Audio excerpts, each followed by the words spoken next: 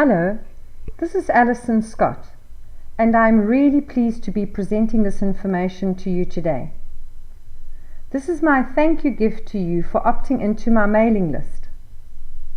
I wanted to give a gift of great value so that even if you never signed up for any of the other products or services I offer, I would know that your life perspective would have been changed for the better as a direct result of this interaction with me.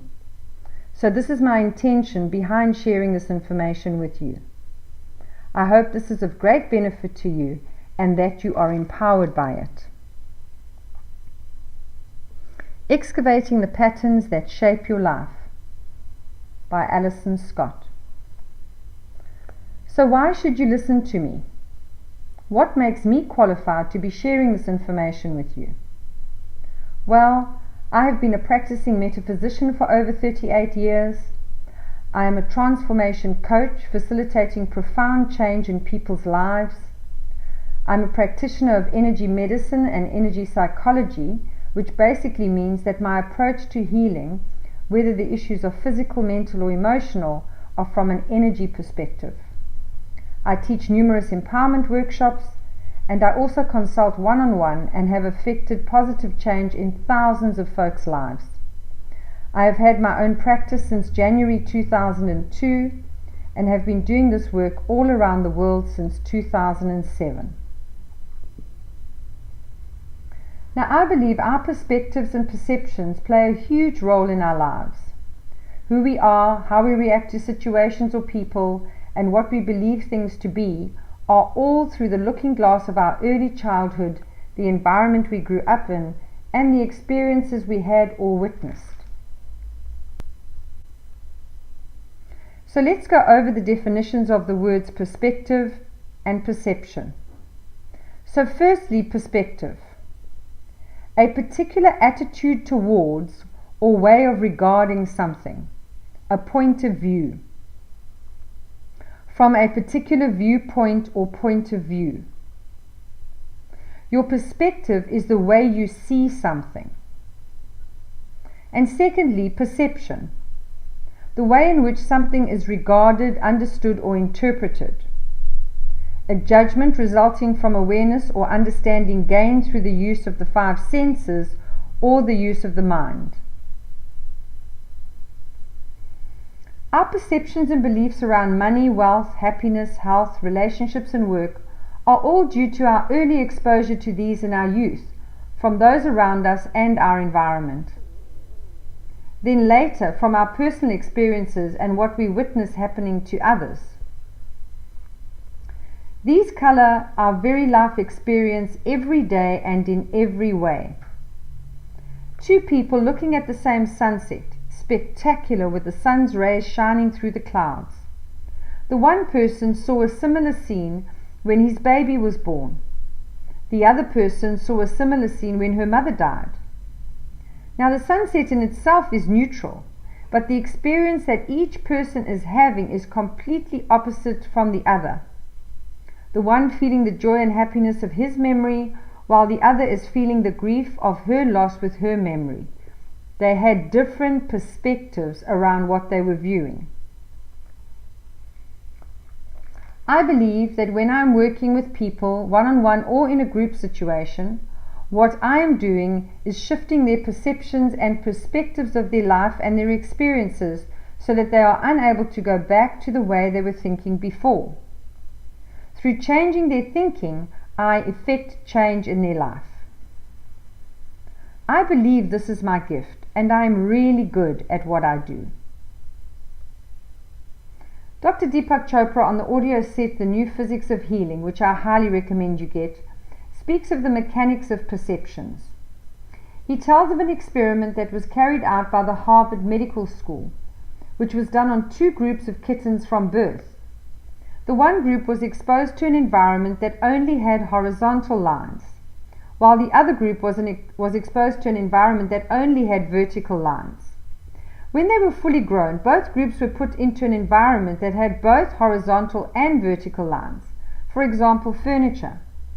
They discovered that those that had grown up in the environment with only vertical lines bumped into everything that was horizontal, and those that had grown up in the environment with only horizontal lines bumped into everything that was vertical. This was for no other reason than the fact that there was nothing in their brain wiring that could conceive of what they were seeing, because it was contrary to what they had been exposed to while growing up. There was no reference point in the brain to the new experience. This wiring is known as interneuronal connections, or connections within the brain circuitry which connect one part of the brain to the other. Only through continual exposure to the new environment would the brain then create the new wiring required for the new experience, so that there could now be a new reference point in the brain so that they could relate to this new experience.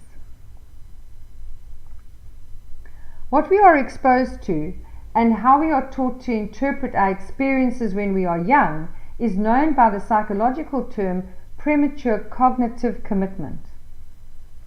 The definition is jumping to a conclusion about something without having enough data, or data, depending where you're from in the world, to make a truly informed choice.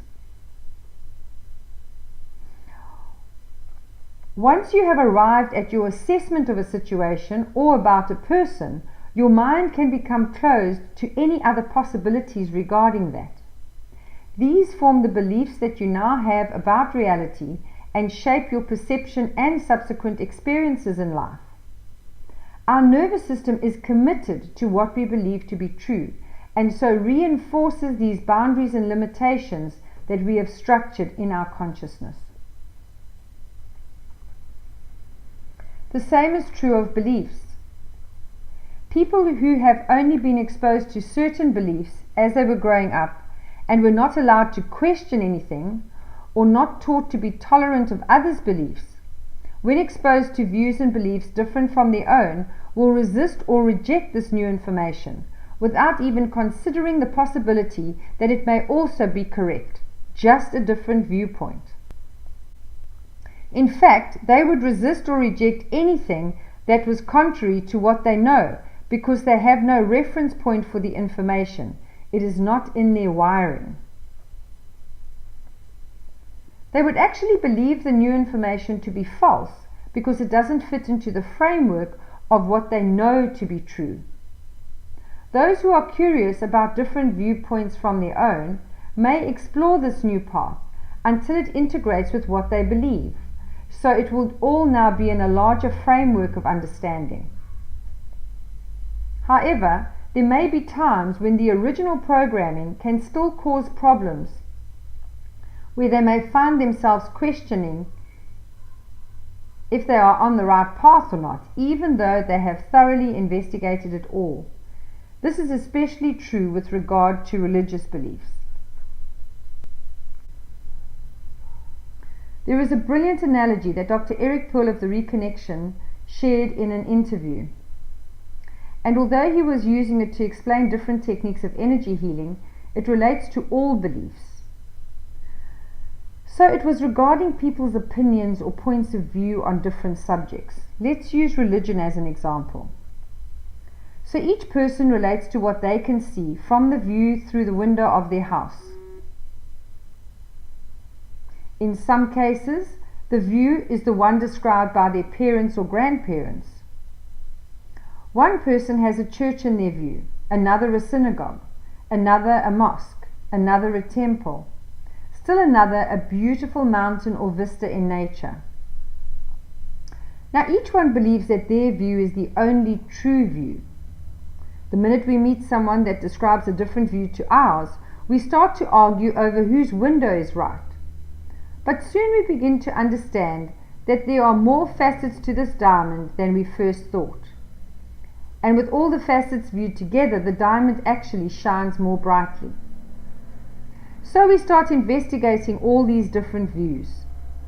But even looking out of each of the windows, we realize that we still never see the whole picture. The view is still limited because of the limitation of the window frame and also the wall that supports the window frame.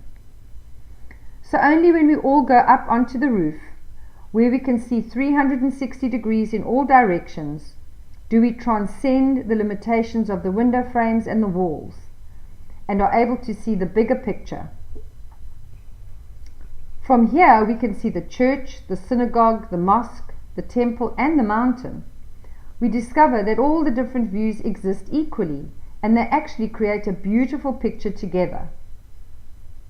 Now there will always be that someone who comes up onto the roof, dragging their window frame and part of the wall with them to prove that their view is the only correct one, not wanting to let go of what they believe to be true, even though all the evidence is there to be seen.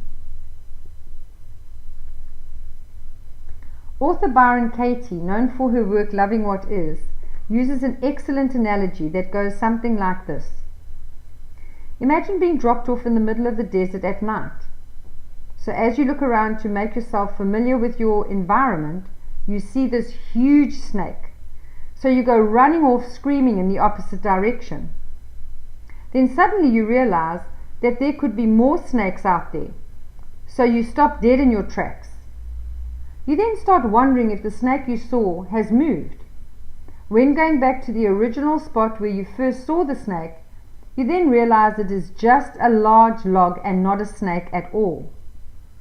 Byron Katie says that even if she offered you $1 million to stand over the log and get yourself as scared as you were before when you first thought it was a snake, you would not be able to get yourself there because your perception had changed, and so your body could not be bluffed into thinking it was a snake when it now knows it is a log. Isn't that amazing?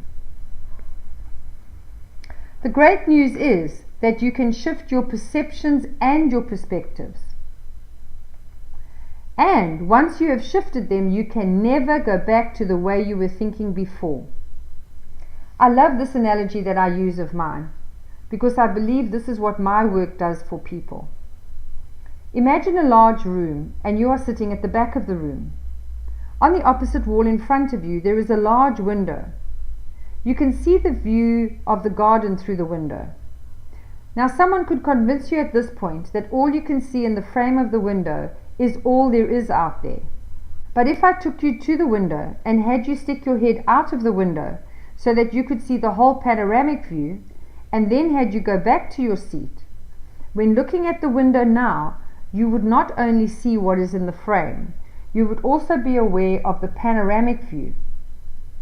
Even if someone who was very convincing tried to convince you now that what you see in the frame of the window is all there is to see, you would never be convinced because of what you now know to be true. So what are the patterns that you can identify that have been shaping your life and your reality? Are there any obvious ones? How about hidden ones? I have included 3 bonus exercises to help you excavate, discover and change these, which you can access by clicking the links below. Bonus exercise 1 is observing your reactions exercise.